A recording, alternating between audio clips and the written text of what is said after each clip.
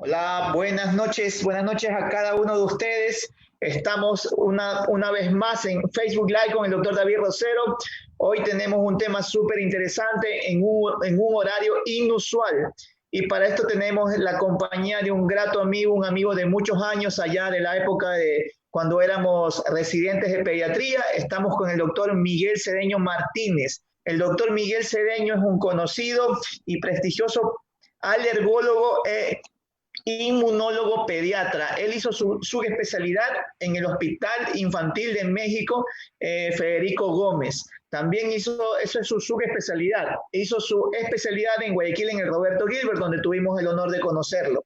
Él es, como les digo, él es alergólogo tanto del Hospital Roberto Gilbert Elizalde al momento, también es médico tratante en esa área, en el Omni Hospital, y también nos acompaña regularmente en la ciudad de Quevedo, en la clínica Muñoz, como alergólogo de acá también, de forma privada.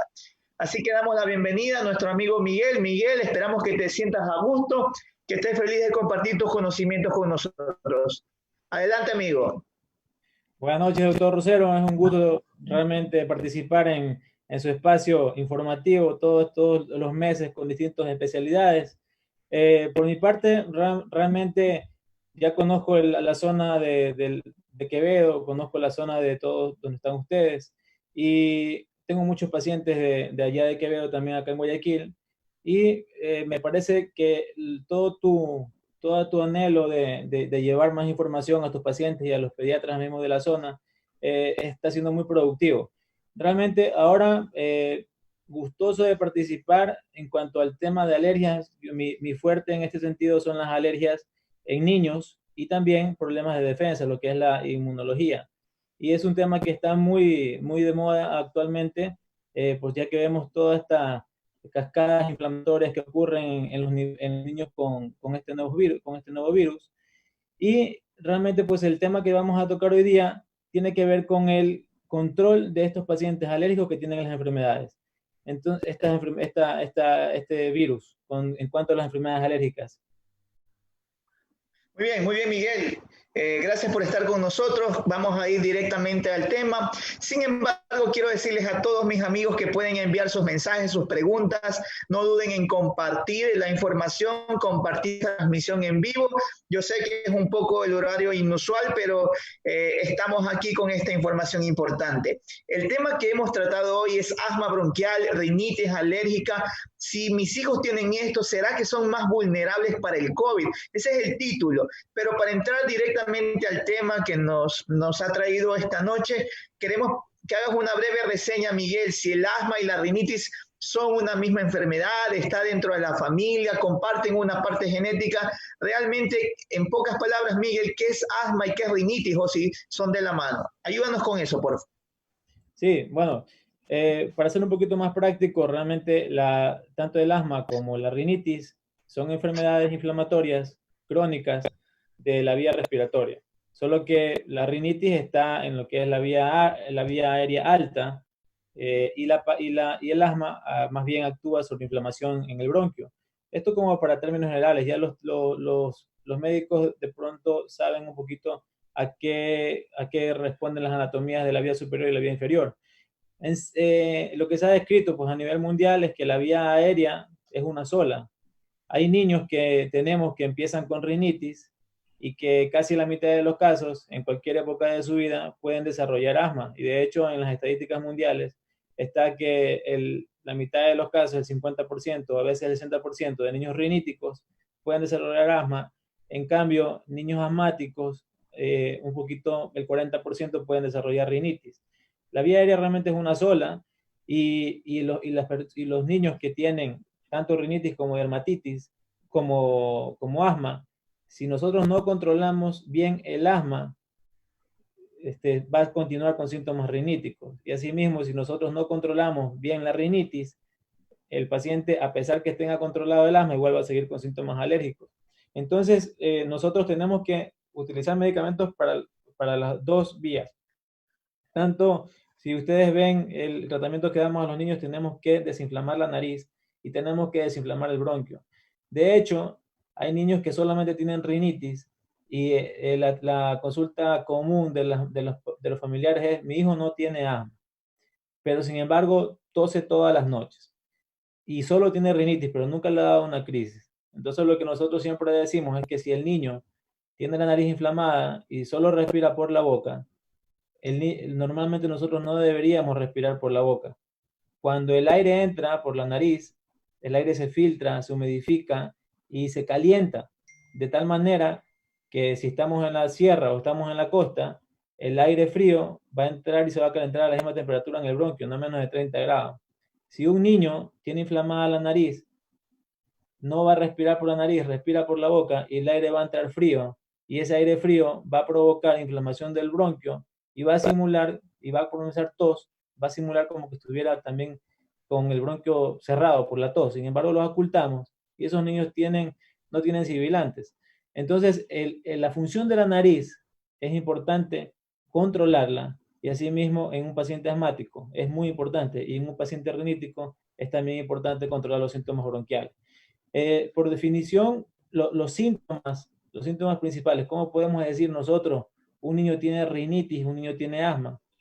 Y aunque de pronto en el término con los padres, nosotros tenemos que darnos cuenta que cuando podemos decir que un niño es rinítico, cuando el niño tiene al menos 4 síntomas principales que nosotros indicamos siempre que es la picazón de la nariz, el estornudo frecuente, lo que nosotros decimos la rinorrea, que en este caso es ver que El fluido nasal. fluido nasal, ¿sí?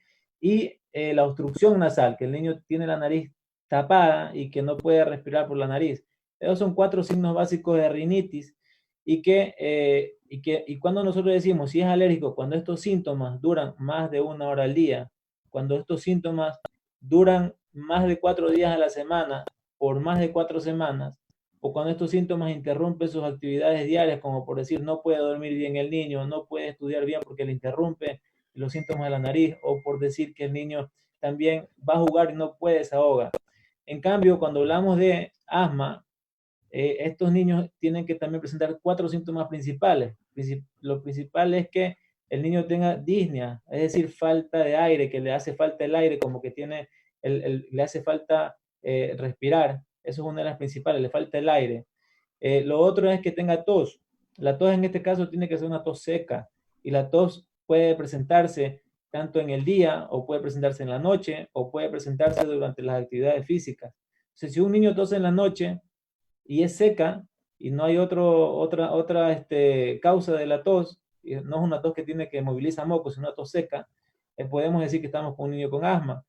Y aparte que tenga el niño que se le escuche que le silba el pecho o que siente el pecho apretado. Entonces son esos 4 síntomas que tenemos que ver y asimismo no solo tenerlos, sino ver cada cuánto aparecen. Si la mamá o el paciente me dice que tiene solamente un signo, yo puedo decir que de pronto no es asma. Si me dice solamente tos en la noche pero no tiene nada más, siempre se tiene que acompañar y tiene que ser crónico. Entonces si me dice, cuando él corre, tose, cuando duerme, tose, y le escucho que le sirva el pecho y está con el pecho oprimido, ya nosotros podemos establecer algún diagnóstico.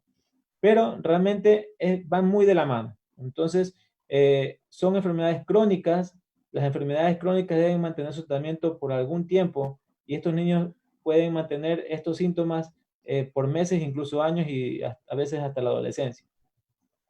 Muy bien, y mucha gente pregunta, ¿será que el asma bronquial la adquiero cuando soy niño, cuando soy joven, o cómo se transmite, si es un microorganismo, un virus, o la parte genética está tremendamente relacionada con el asma bronquial y la rinitis, Miguel?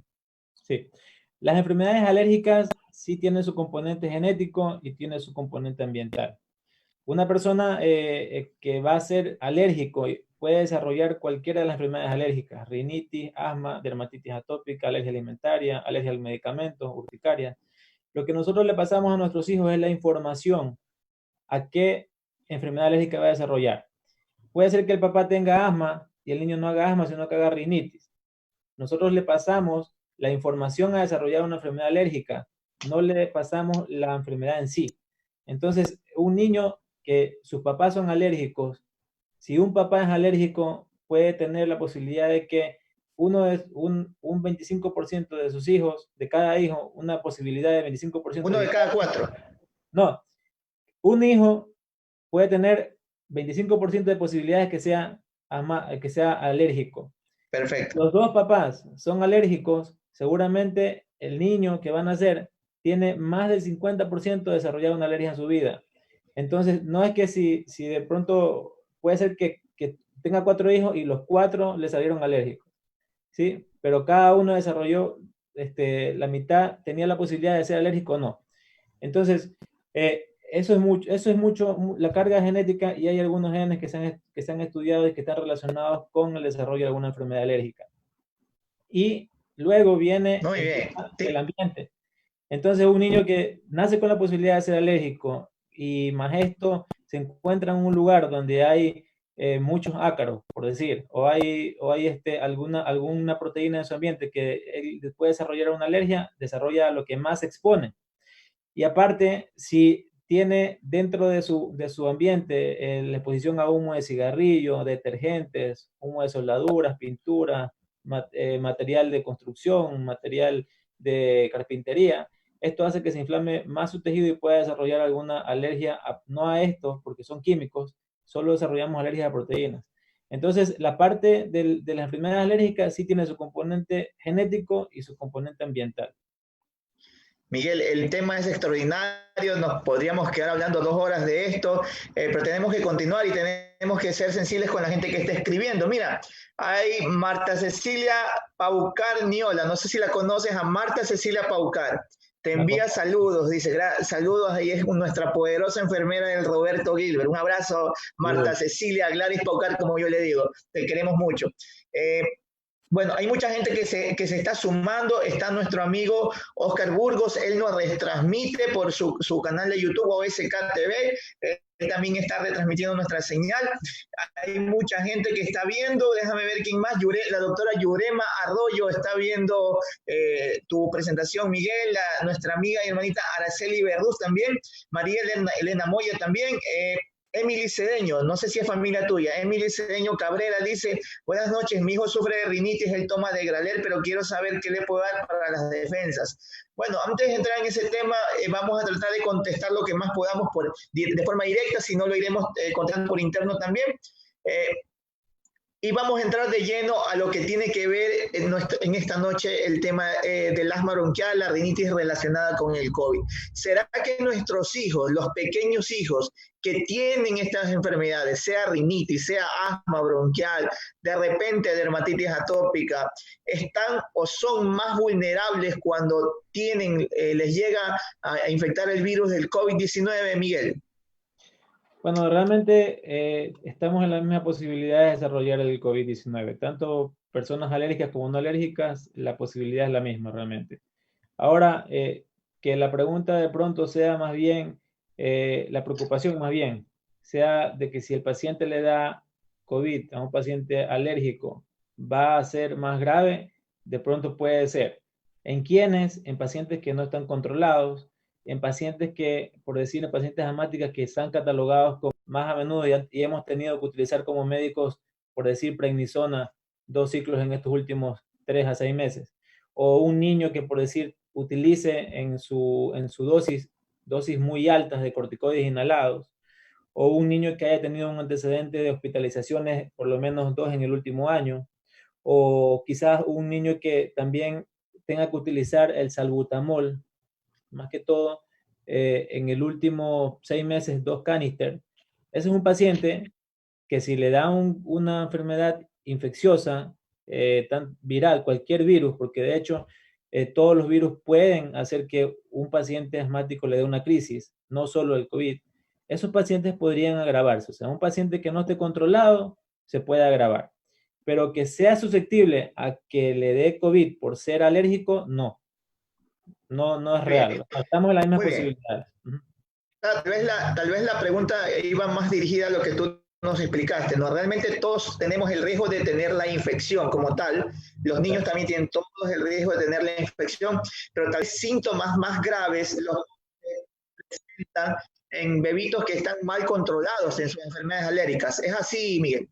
Así es, o sea, niños que no están bien controlados o que tienen un asma grave, esos niños pueden tener una crisis mayor en cuanto a la enfermedad alérgica cuando se infectan por el virus. Muy bien, muy bien. Vamos a saludar, mira, Vanessa Arias también es una colega que está prendida con nosotros. Está nuestro amigo Leonel Ortega, a quien le enviamos un saludo, a mi hermano Ismael también, José Topanta también, Arturo Junior, él es nuestro querido amigo Arturo Junior Arias, un machaleño allá de esa zona. Saludos Arturo a la distancia. José Topanta, mi estimado doctor, buenas noches, mi estimado José. Elizabeth Molina también, Doménica Guayo, un saludo, nuestra amiga Doménica, Daniela Valentina, Daniela, un abrazo, Daniela, saludos a tu esposo, Estela Vera, Karim, dice, y Karim Angamarca, bueno, este es un chico, excelentes médicos, Karim es un excelente paciente nuestro. Arturo dice un saludo muy afectuoso desde Machala, querido amigo doctor David, y al doctor Miguelito Cedeño, lo quieren mucho, doctor Miguelito, dice. Andrés Briones también, Fabiola Figueroa también. Doctor, buenas noches. ¿A qué se debe que ciertos niños roncan mientras duermen? Bueno, antes de eso, yo sé que tú, además de ser alergólogo, eres inmunólogo. Y inmunólogo tiene que ver con las defensas, ¿no? Y hoy en día nos preguntan en cada consulta, ¿qué puedo hacer con mi hijo para subirle las defensas y para evitar que le dé COVID? ¿Existe, Miguel, desde el punto de vista inmunológico, algún medicamento, alguna vitamina que pueda hacer que mi niño evite la infección o evite presentar una forma grave de COVID? Te saco un poquito del tema de las alergias. Hablo en tu parte inmunológica. ¿Existe algo, Miguel? Bueno, realmente nuestro sistema inmunitario está determinado genéticamente para reaccionar a cualquier microorganismo. No es que tenemos que darle algo más para que sea más fuerte. Lo que tenemos que mantener y procurar, la preocupación debe ser en mantener un sistema inmunitario, una homeostasis inmunológica que nosotros decimos. ¿Qué es eso en términos más sencillos? En términos sencillos, es lo que nosotros decimos que goce un individuo de una buena salud, en el sentido de que tenga unas buenas horas de sueño, tenga una buena alimentación, más que todo rica en antioxidantes. En antioxidantes está la situación de frutas y verduras, están ahí la vitamina C, la vitamina A, el zinc, que son aportes naturales, que el paciente reciba unas adecuadas horas de sol, que el paciente haga actividad física. Entonces, que el paciente más que todo no esté en periodos de depresión. Con esto, una persona tiene una homeostasis inmunológica, es decir, no se baja su defensa. Cuando un paciente, en cambio, tiene alguna situación de inmunosupresión, es decir, que tenga una neoplasia, una leucemia, que tenga una diabetes, que tenga, por decir, que no duerma bien o que tenga otra enfermedad asociada, esos pacientes que en cambio están inmunosuprimidos, en ese caso sí deberíamos utilizar lo que son inmunoestimulantes. De que existan inmunoestimulantes, sí.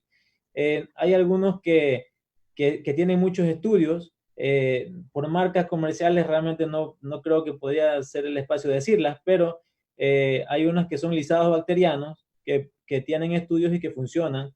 Hay unos que han salido de algunos productores ecuatorianos que en cambio no tienen el sustento, podemos decir, una información robusta en cuanto a evidencia de que funcionen, y que uno los podría utilizar o no utilizar, pero tiene que ver más que todo en cuanto al uso en la seguridad, porque no son probados las dosis y el efecto adverso. Entonces, que te puedan decir, es natural, puede funcionarte, no te hace daño.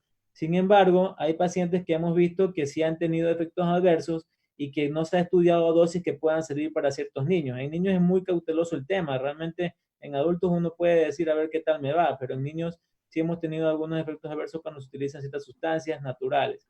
Entonces, que sí hay, sí, pero eso creo que en cuanto a la población general de tus pacientes, creo que deberían consultarlo, sí, bien con los especialistas y bueno, con el pediatra y con los especialistas en inmunología. Pero sí hay, y cuando el niño lo requiere.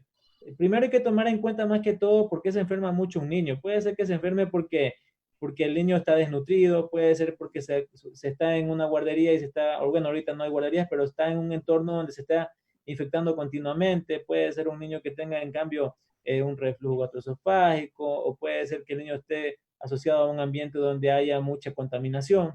Hay muchos factores por los que un niño se puede enfermar y no solo por las defensas. El tema es realmente para conversar algún tiempo y realmente creo que esos temas deberíamos hacer otra reunión para hablar sobre En otro momento, en otro momento. tecnología. Estoy de acuerdo, estoy de acuerdo. Muy bien.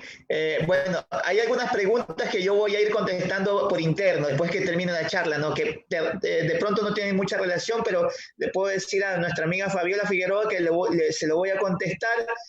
Mari Morán dice, buenas noches, una pregunta. Mi hijo sufre de rinitis alérgica y tiene pólipos nasales grandes. ¿Esto debe disminuir o es normal los niños con rinitis? Tiene pólipos y rinitis. No, de hecho hay una clasificación de rinitis que se acompaña con pólipos y tiene que ver sí con un mediado inmunológicamente, tanto por alguna proteína ambiental o por algún medicamento. ¿Qué edad tiene? No, no te dijo el niño, ¿no? No me dice la edad, pero si nos está escuchando puede indicarnos la edad y seguiremos contestando. Y si no es en vivo, por interno, diferido. Jessica María García, tú sí la conoces, nuestra querida auxiliar allá en el área de emergencias. La recuerdo mucho, es de esta zona, es por acá, de nuestra zona. Un abrazo, Jessiquita. Mauricio Vera dice felicitaciones por su aporte a la comunidad. Nuestra amiga Isabel Jara de Álava, ya desde Panamá, nos está viendo. Saludos a nuestra hermana Isabel Jara y a su esposo, el pastor Julio César Álava. Vane Vera también está viendo. Yurema también, excelente tema. Saludos, dice doctores. Liliana Elizabeth Bellapisco dice, mi niña de 3 años suda mucho. Bueno, este es un tema que yo voy a contestarlo por interno. Una pregunta, dice, mi niño cuando duerme le sangra la nariz. Es otro tema, tal vez en algún momento la epistaxis está relacionada con rinitis mal controlada. Es así, Miguel, ¿no?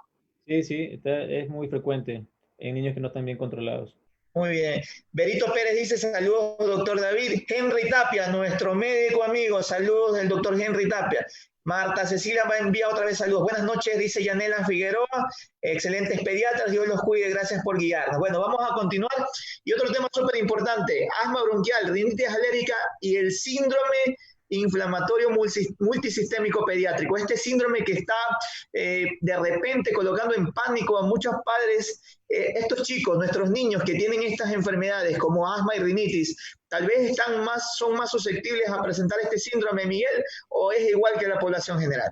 Sí, es igual que la población general. Realmente este es un síndrome que está provocado en la infección o post-infección. Y lo que los padres deben tener en cuenta, porque bueno, ahorita está mucho el boom del Kawasaki y que se confunde un poco con el síndrome inflamatorio multisistémico pediátrico. Un niño que es alérgico no está más predispuesto e incluso si no está controlado tampoco está más predispuesto a desarrollarlo. Tiene que ver más bien con la respuesta inflamatoria e inmunológica del niño.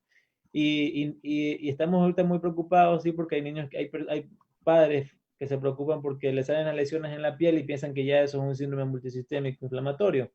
Pues hay que ver que el síndrome inflamatorio se acompaña de otras cosas.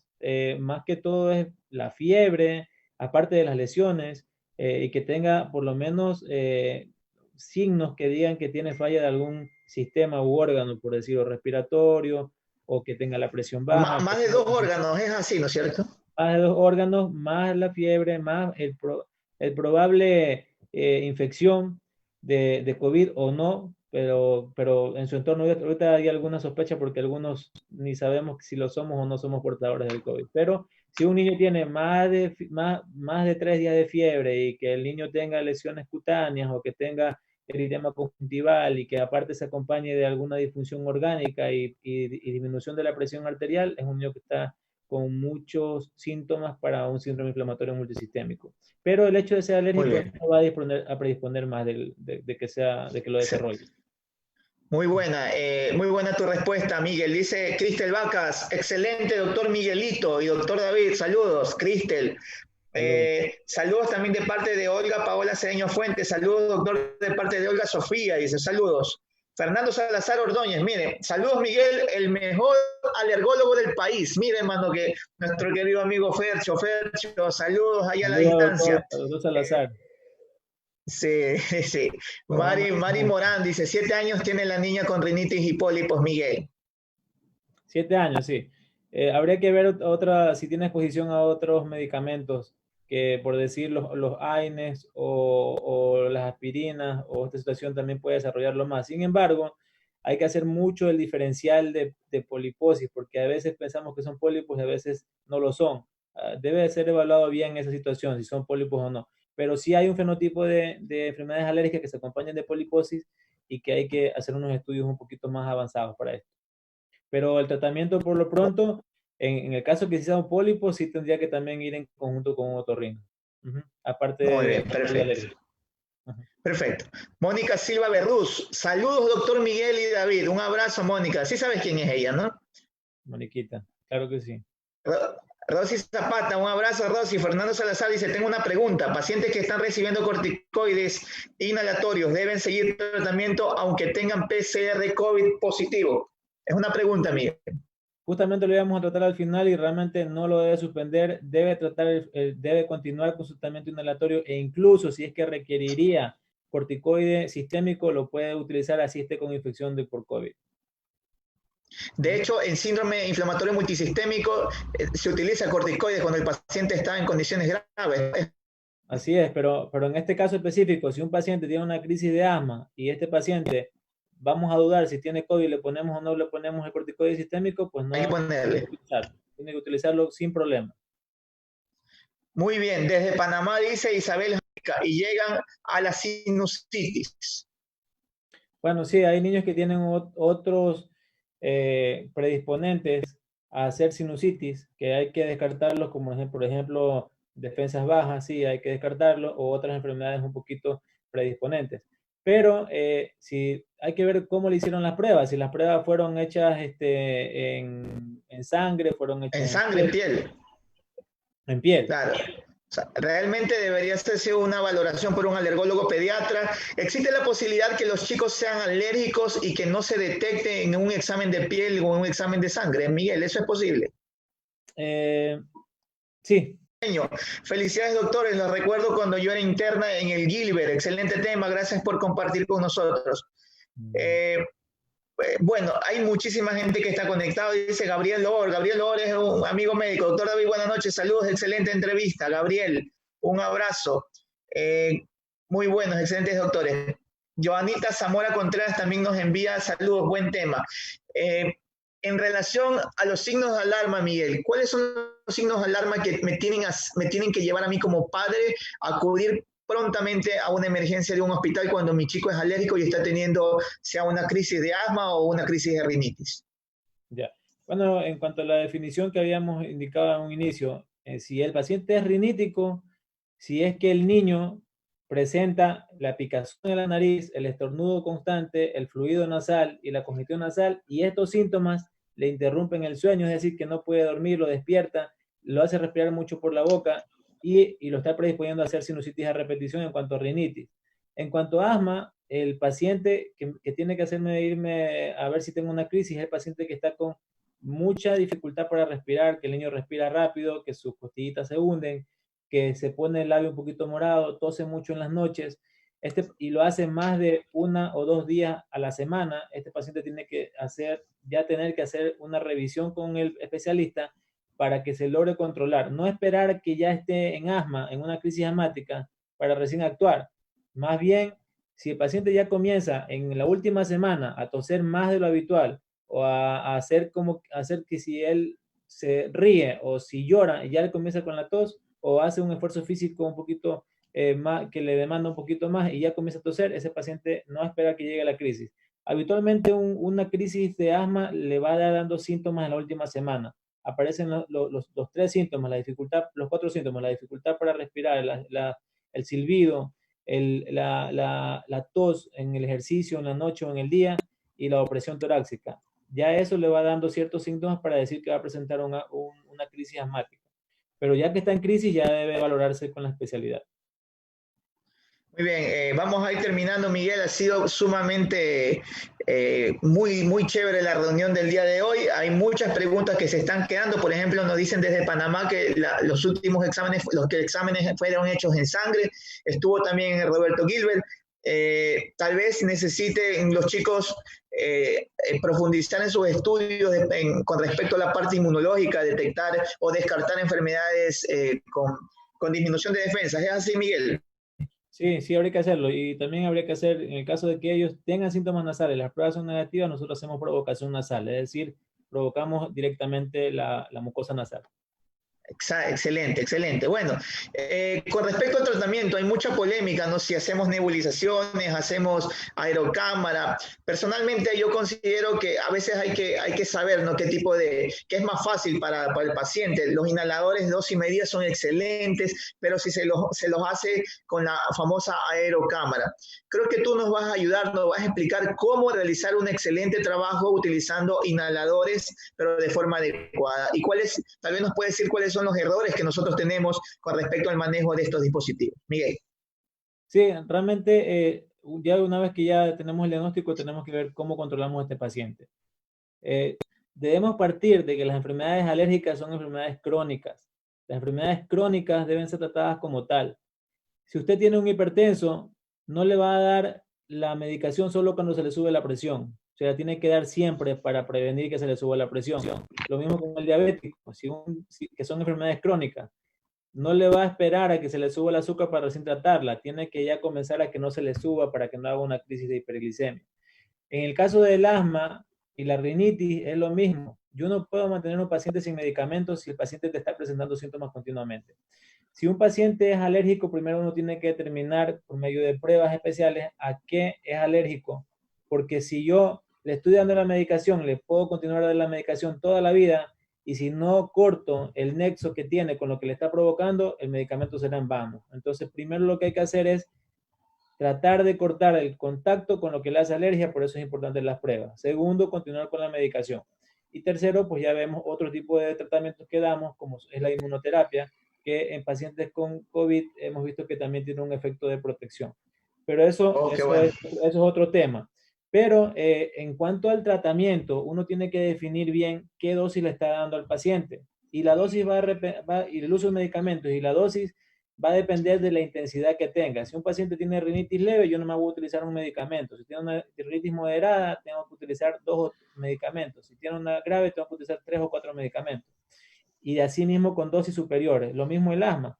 Entonces, yo no puedo tratar un asma grave con una dosis de fluticasona de 50 microgramos. Yo tengo que utilizar dosis superiores y asociarlas a otros medicamentos, incluso a otros más por vía oral. Entonces, el tratamiento va a depender de la intensidad, de la gravedad de la rinitis o del asma. Y esto, lo que nosotros vemos en la práctica, es que a veces utilizamos dosis altas y nosotros de un control a otro decimos, señor, ¿cómo le va? Y la señora me dice, lo que pasa es que no tengo controlado los síntomas. Y yo le digo, pero le está dando la dosis yo le envié, me dice sí. A ver, ¿cómo se la está dando? Y el problema a veces es que no están utilizando los dispositivos como debemos utilizarlos. Entonces le estamos tirando la medicación al aire y no se la estamos aplicando como debe aplicarse. Por eso es importante las diapositivas que igual le voy a presentar. En cuanto a la rinitis, uno tiene que siempre utilizar, bueno, el dispositivo nasal, previamente se tiene que lavar la nariz. Si yo le coloco el corticoide intranasal sin lavarle la nariz, ese medicamento se queda en el moco. Tiene que primero sacar el moco y 3 minutos después usted le coloca el dispositivo. El dispositivo no debe ir en dirección al tabique porque el tabique se irrita. Tiene que ir en dirección hacia la parte externa, que es donde están los cornetes.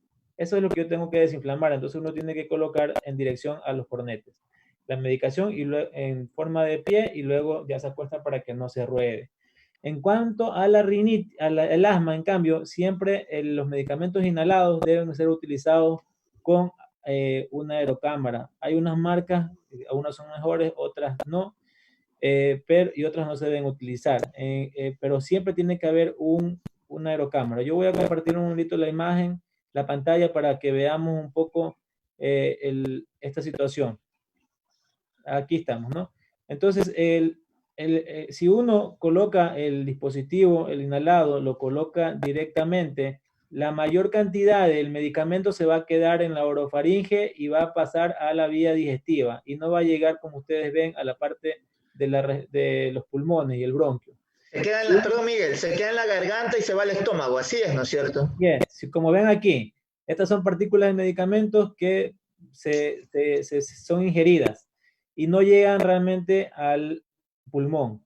Si nosotros utilizamos un dispositivo, este dispositivo acá, una aerocámara, un espaciador, vamos a ver que la medicación pasa directamente al bronquio y no se queda tanto en la vía digestiva. Aquí yo tengo un video de cómo debería hacerse y de acuerdo a la edad también debería utilizarse. Se las pongo un momento, pero para criticar un poquito la técnica. Entonces, primero, lávate bien uno las tiene manos. que lavarse las manos antes de cualquier situación. Quita la tapa del inhalador. Y si esta es la primera vez que usas el inhalador o no lo has usado desde hace un tiempo, a veces lo tenemos guardado y recién lo vamos a utilizar, pero no tenemos que agitarlo y hacer un barrido de la medicación. Luego, conecta el inhalador al espaciador con la mascarilla. Agita el inhalador y el espaciador para mezclar el medicamento. Siempre se debe agitar la medicación. Para usar el inhalador, ponte de pie y exhala lentamente. Ponte la mascarilla bien ajustada sobre la nariz y la boca, de modo que no salga aire. Pulsa el inhalador. Siempre tiene que cubrir la nariz y la boca, y el paciente tiene que respirar por la boca la medicación, no tanto por la nariz. Y exhala 5 a 6 veces. Cuenta las respiraciones con los dedos. Si tu dosis es de más de una inhalación, agita el inhalador y repite los pasos anteriores. Luego, separa el inhalador del espaciador y vuelve a ponerle la tapa al inhalador. Por último, enjuágate la boca con agua y escúpela. Ya has terminado. Bien hecho. Okay. Esa más o menos es la técnica que debemos hacer. Entonces siempre tenemos que agitarla y siempre ver que la máscara tiene que cubrir nariz y boca y la respiración del medicamento tiene que ser por la boca. Y luego de esto tenemos que jugar siempre la boca con agüita pues bien tratada. En el caso de los niños más grandes, este es un niño que es escolar, en el caso de los niños más grandes se puede hacer la técnica sin la mascarilla, sino directamente a la boca. En caso de niños más grandes se utilizan ya las que son solo con boquilla. Y entonces uno hace la misma técnica, pero uno no la aspira por la boca directamente y la nariz, solamente la hace uno, tac, y hace, la sostiene y luego bota por la nariz. Entonces, son distintas técnicas y hay que aplicarlas bien, porque a veces lo más fácil que parece, a veces no se aplica bien la medicación. Ahora, en cuanto habíamos dicho, un paciente que en el tratamiento ¿debe dejar la medicación si le da COVID? No debe dejarla. Debe continuarle el mismo tratamiento que se le había indicado por los meses que se le debió dejar. El paciente debe utilizar nebulizaciones, preferible utilizar espaciadores, no tanto utilizar nebulizaciones si es que le da COVID. El paciente puede o no utilizar corticoides sistémicos si tiene una crisis, sí lo puede utilizar, ¿sí? La pregunta que hizo el doctor pues, Fernando Salazar, si es que debe continuar con los inhaladores, debe continuar con los inhaladores de corticoides. Si el paciente está utilizando una terapia específica, por decir omalizumab o un biológico, debe continuar con el biológico. O si el paciente está con inmunoterapia y vacuna, en ese momento no la podemos utilizar, pero ya después podemos, más o menos después, pero a dosis a la mitad que tenían anteriormente, porque ya nos hemos pasado más de 12 semanas. Entonces tenemos que no volver al inicio, pero sí disminuir la dosis a la mitad que teníamos. Eso es en recomendaciones generales a nivel mundial. Y lo otro es si el paciente puede hacerse un control del asma con una espirometría. Por el momento no se pueden hacer porque pues si un paciente tiene COVID, prefiero no hacer la espirometría ahora, sino ponerla después por el control de su asma. Eso en cuanto a bien, en la parte final queremos decir que... Muy bien, gracias, Miguel. En la parte final queremos decir que te agradecemos mucho por el tremendo tema, por este tema de vital importancia. Queremos informar que el doctor Miguel Cedeño ya va a estar llegando a la ciudad de Quevedo regularmente. De hecho, viene esta próxima semana. Ustedes pueden agendar su cita, sea con Miguel, sea con nosotros, para poder recibir su atención. Van a haber pocos cupos, pero generalmente Miguel se encarga de controlar a todos sus pacientes. Él va a estar ya en una semana, aquí en una semana va a estar con nosotros para que hablen directamente si quieren hacer una consulta con nuestro amigo y doctor Miguel Cedeño Martínez, alergólogo e inmunólogo. También ustedes pueden hacer teleconsultas con Miguel en cualquier momento. Él los puede encontrar. ¿Cómo te encuentran, Miguel? ¿En Facebook, en Instagram? ¿O tienes algún número? ¿Cómo podemos encontrarte? No, sí, en Facebook y en Instagram, y pues también el número de las consultas, que bueno, pues se los puedes pasar en el caso de que requieran una consulta. Perfecto. Se pueden comunicar con nosotros y podemos pasarle el número para cualquier teleconsulta, cualquier situación que quieran hacer quieran hacer telemedicina con nuestro amigo Miguel Cedeño. En la parte final, Miguel, ¿algún mensaje, algo que nos quieras decir relacionado a tu tema y relacionado a la pandemia que hoy estamos viviendo, que hoy nos tiene un poco acongojados a cada uno de nosotros? Bueno, las medidas preventivas son las primordiales para manejar el tema de la transmisión. O sea, de aquí lo que teníamos que hacer es aprender a vivir con el virus, que es un nuevo hospedero en nuestro mundo, y que realmente guardando la distancia de 1 o 2 metros entre persona y persona, el uso de mascarilla, eso es importante ver en los niños, porque en niños mayores de 3 años podríamos utilizar mascarilla, en los menores de 3 años preferible utilizar algún casquito o algún visor, y que sería en vez de una mascarilla. Tener las manos lavadas. Ya saben que el lavado de manos tiene que ser a menos de 20 segundos, si es con agua y jabón, o de 10 segundos en el caso de una solución con alcohol. Mantener los utensilios propios en la casa si están con una persona con un COVID positivo. No besos, no abrazos por el momento. Ser un poquito apático pues nos conviene en esta situación. Pero esos son los principales. Las normas de bioseguridad deben mantenerse y tenemos que aprender a vivir ahora con el virus. Y los pacientes que son alérgicos no deben dejar su tratamiento aparte. Deben continuar con la medicación y el control, porque si es que les da el COVID en los pacientes que no están bien controladas, pueden presentar alguna crisis que no es lo que queremos. Tal vez esa es la principal moraleja, ¿no? Que el paciente con asma, con rinitis, no debe dejar su tratamiento preventivo y no debe retrasar la atención, inclusive en crisis, ¿no? Hay muchas veces que los chicos llegan chocados, llegan en condiciones graves por ese miedo a salir y que reciban la atención. ¿Es así, Miguel? Sí, nos ha tocado ver pacientes que por retraso en la atención, nos ha tocado ver los que han llegado un poco más complicados. Entonces, también un mensaje para los pediatras, y sí tenemos que salvaguardar nuestra seguridad, pero pues en caso de emergencia, si podemos ayudar, pues que tenemos que ser un poco más disponibles. Bueno, siempre es un gusto contar contigo, Miguel. En la parte final quiero, como siempre, elevar una reflexión bíblica. El texto que hoy hemos elegido se encuentra en Isaías 40:29, dice: Él da esfuerzo al cansado y multiplica las fuerzas al que no tiene ninguna. Si hoy sábado 13 de junio, te encuentras sin fuerzas, sin ganas, te encuentras acongojado porque el COVID nos tiene mal, porque al principio eran solo adultos, ahora los niños también, y no sabes qué hacer, estás triste, confía en Dios. Dios tiene el control de todo este problema. Sigue las normas que nosotros hablamos desde nuestra tribuna, las normas preventivas, lo que dijo el doctor Cedeño, pero no dejemos de confiar en Dios y pedirle a Él que Él terminará con esta pandemia lo más pronto posible. Gracias, Miguel, que Dios te bendiga, hermano, y te esperamos la próxima semana para que brindes ayuda aquí al pueblo quevedeño. Saludos, David, nos vemos pronto. Saludos a todos. Chao.